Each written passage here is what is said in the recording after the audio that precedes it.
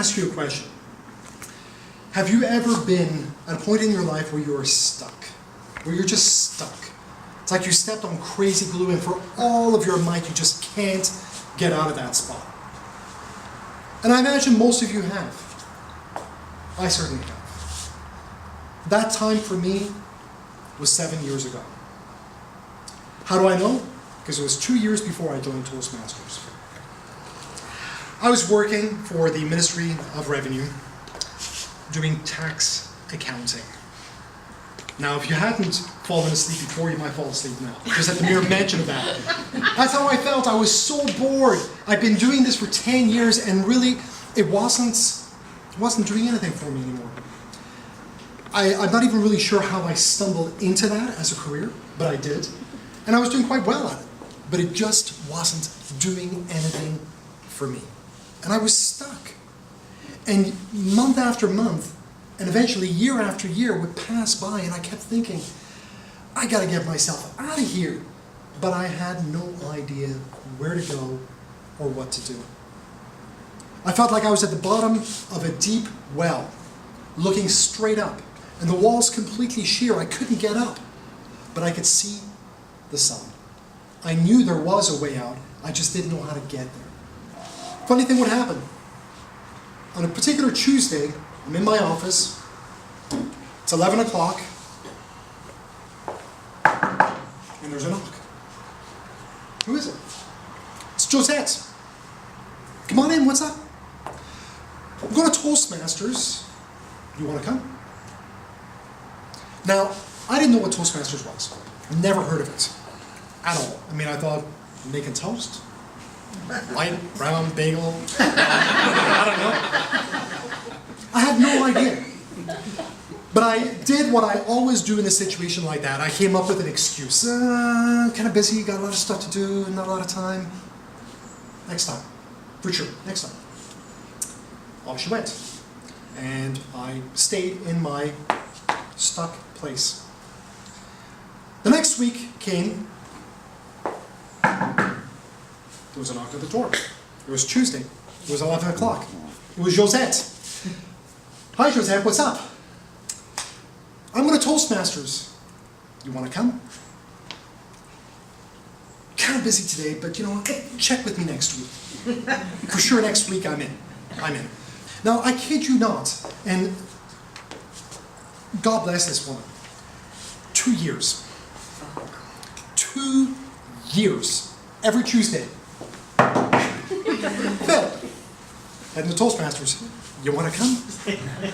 And for 2 years, I kid you not, almost without fail, I made an excuse. I never set foot inside. And yet all the time, I'm stuck on my glue, and I can't move. And what's happening? Every Tuesday at 11 o'clock, opportunity is knocking, and I am too deaf to even realize that that's what it was. After 2 years, though, your patience gets just a little thin, right?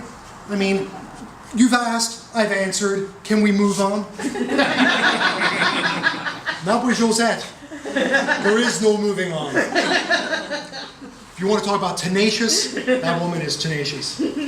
So finally, in my furious exasperation, I said, listen, Josette, I'm going to come with you to your Toastmasters, whatever the hell that is, on one proviso and one only. You can never again in your life ask me to go to Toastmasters. Got it? Got it. Okay, let's go. I walk into a room somewhat like this, arranged identical to this. And probably similar to you guys, feeling a little weird. It's like, okay, well, what is this Toastmasters stuff? And you know, there's all these roles, and Mr. Toastmaster is stand up and clap, and I'm lost, right? I've got no idea what's going on whatsoever. I sit there, and they start this meeting. And it's a little rigid, it's a little formal, there's all these roles, and you know, Mr. Toastmaster's invited guests, and I'm a fish out of water. I have no idea what's going on, but I'm sitting there and I'm observing, and I'm trying to assimilate into this culture. And then they do this very interesting little thing. You heard about it, because your Orville told you a little bit about it. A thing called table topics. Now, I'll go over table topics again for those of you that may not have caught it the first round. Table topics is impromptu speaking, extemporaneous speaking. So I ask you a question, you know, what do you think of the election? Well, maybe not politics or religion, but you know, other things than that. You know, what's your favorite musical band, right? And you stand up and you talk about that for a minute, maybe 2 minutes, right? So people use quotes, they use questions, a word, a phrase, an opinion, whatever, right? Just something to get you speaking. And generally it's something that's really, really simple and that absolutely anybody can answer, right? So they do this, and I'm standing or sitting almost at the front here, and they start at this side, right? So there's an envelope with all these little strips of paper, and they pull out the envelope, or they pull out the strip of paper from the envelope, read it, and then pass it on. And each person stands up and speaks for a minute to 2 minutes. Every time that envelope is being passed, I'm thinking, there is no way I'm doing this. Nope, I'm not doing this. It gets closer. I'm feeling a little sweaty. It's like, no, I'm not going to do this. My throat is so dry.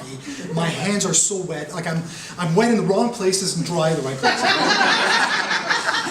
But I'm thinking the whole way along, there is no way I'm going to do this. The envelope is passed to me.